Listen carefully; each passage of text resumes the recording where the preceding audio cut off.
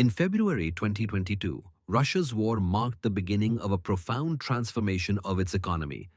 The impact wasn't the result of a single event, but of a series of gradual, cumulative changes that altered key economic indicators. These changes unfolded across multiple sectors: financial reserves, public spending, export revenues, industrial assets, labor markets, and infrastructure.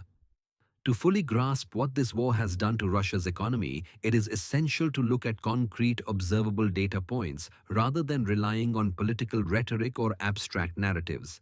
Before the invasion, Russia held substantial international reserves totaling around 630 billion. These reserves consisted of foreign currency, gold, and other assets accumulated over many years of trade surpluses, primarily from oil and gas exports.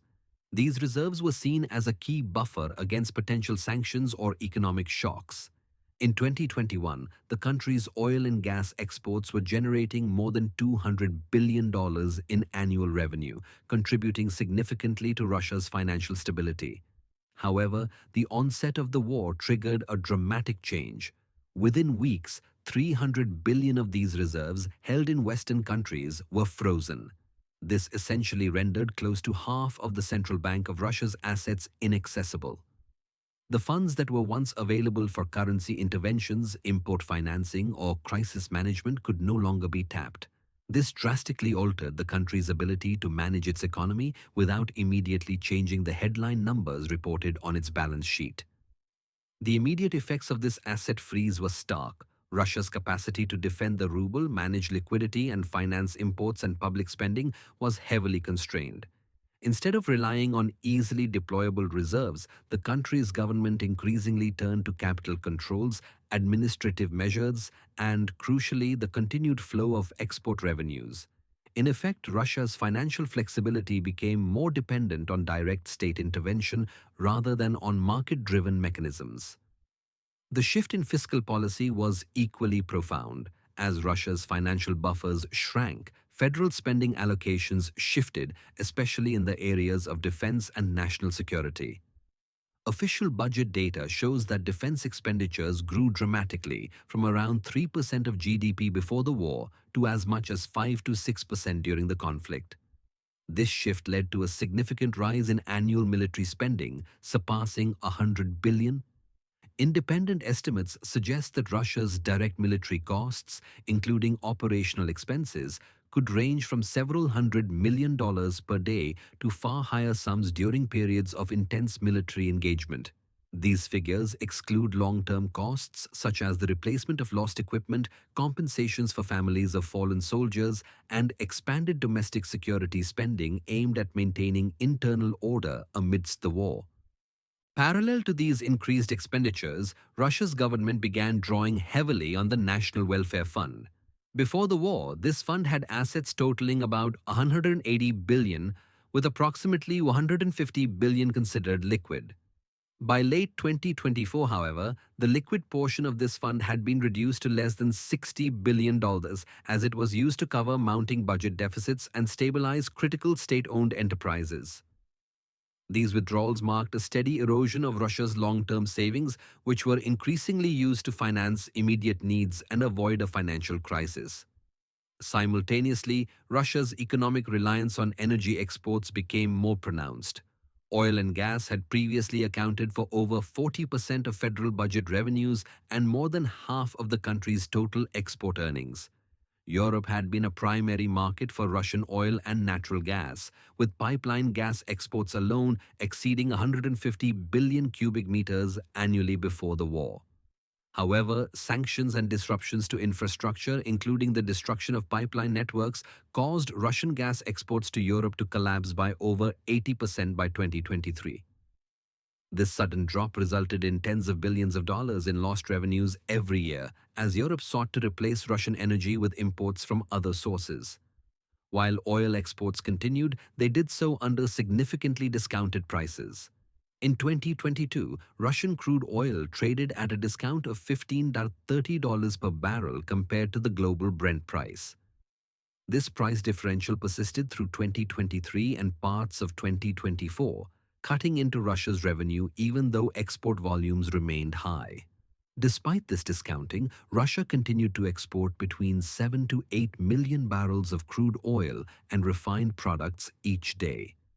However, the cumulative revenue loss from discounted pricing amounted to billions of dollars in lost earnings annually compared to pre-war conditions. In addition to pricing pressures, Russian oil refining and export infrastructure came under repeated attack. Ukraine's military targeted Russia's oil refining facilities and key logistical networks, leading to significant disruptions. Prior to the war, Russia operated one of the world's largest refining systems with a combined capacity of about 5.5 million barrels per day. This system included major refineries in Ryazan, Kirishi, Nizhny Novgorod, Tuapse, Omsk, and Kstovo, many of which were critical both for domestic fuel supply and for export flows. However, in 2023 and 2024, attacks on these facilities temporarily reduced their output or forced them to shut down for repairs. Even partial disruptions ranging from 10–15% of national refining capacity led to hundreds of thousands of barrels of refined output being lost or delayed. The shutdowns of key refineries resulted in a redirection of crude oil to export markets instead of being processed domestically. This shift decreased the added value from oil exports as refined products like diesel, gasoline, and fuel oil typically generate higher profit margins than unprocessed crude oil. The damage extended beyond refining plants.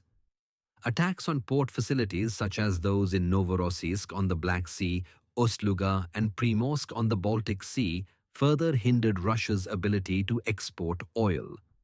Disruptions at these export hubs increased tanker waiting times and raised the cost of transportation and insurance. This in turn widened the price discounts that Russian oil buyers demanded, further compounding Russia's export revenue losses. Refined product exports, which before the war had reached around 2.5 to 3 million barrels per day, saw a significant decline during periods of disruption. The effects were particularly visible in diesel, gasoline, and fuel oil shipments, which had been major revenue sources. At the same time, domestically, the reduced refining output led to fuel shortages. In response, the government imposed temporary export bans on gasoline and diesel, enforced price controls, and redirected fuel to stabilize the domestic market. These measures reduced export volumes and led to even greater intervention in the market. Rising inflation, driven by import constraints, logistical costs, labor shortages, and ongoing government spending, further exacerbated the economic situation. In 2022, consumer price inflation surged past 12% and remained elevated thereafter, putting additional strain on households and businesses. In response, Russia's central bank raised its key interest rate to over 20%, levels not seen in decades. These high rates help support the ruble by discouraging capital outflows and encouraging domestic savings. However, they also significantly increased borrowing costs, suppressing business investment and credit growth. The ruble's value itself became increasingly controlled through capital controls and restrictions on cross-border transactions. Measures like mandatory conversion of export revenues helped reduce volatility, but they also limited liquidity, decreasing the flexibility of the economy. Meanwhile, more than 1,000 foreign companies suspended or exited Russia, leaving behind significant gaps in industry and retail sectors. Industrial facilities, retail networks, and service businesses were often sold at steep discounts, sometimes as much as 40 to 60% of their pre-war value. This left behind important assets without access to global supply chains, and in many cases without key technologies or expertise needed for modernization. The loss of foreign businesses was especially impactful in sectors that relied on advanced machinery, software, and microelectronics, areas that had become more difficult to access due to export controls. This slowed technological upgrades outside the defense sector even as military production expanded. Labor shortages further compounded the economic situation. As mobilization, casualties, and emigration reduced the workforce by hundreds of thousands, skilled and younger workers were disproportionately affected. This tight labor market pushed wages higher and contributed to inflationary pressures, all while productivity growth stagnated. The rising cost of labor and reduced workforce availability made it increasingly difficult for businesses to operate efficiently. In response to these challenges, energy markets began to adjust in ways that redistributed global revenues and market share. As Russian refined product exports fell or became less reliable, refiners in India, the Middle East, and the United States stepped in to meet global demand. India, for example, increased its purchases of discounted Russian crude to more than 1 million barrels per day at certain points. By refining this discounted crude, India not only captured profit margins but also saw record high refinery utilization rates and export revenues in 2022 and 2023. Middle Eastern oil producers also expanded their exports and refining capacities, benefiting from tighter global product markets and higher margins on fuels like diesel and jet fuel. U.S. refiners increased their exports of diesel, sending shipments to Europe, with exports reaching multi-year highs. These changes in global oil and refined product flows benefited shipping companies as well. As Russian oil and fuel were redirected across longer trade routes, shipping demand increased. The need for tankers, insurance, and logistics services grew, with these sectors seeing higher profits as the global energy map was redrawn. Despite all these obstacles, Russia's economy demonstrated an ability to keep functioning under immense pressure. State intervention, administrative controls, and resource redirection helped maintain some level of output, but this stability came at a significant cost.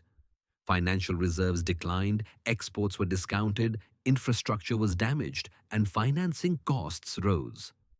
Russia's economy shifted from a state of relative stability to one of greater dependence on vulnerable assets. The war's economic effects did not manifest in one dramatic event, but in an ongoing accumulation of losses and structural changes. These included the freezing of hundreds of billions of dollars in reserves, tens of billions in lost export revenues, millions of barrels of lost refining capacity, and trillions of rubles diverted from long-term development to immediate operational needs. These shifts, measured in both numbers and long-term strategic changes, are gradually reshaping Russia's economy and its place within the global energy system.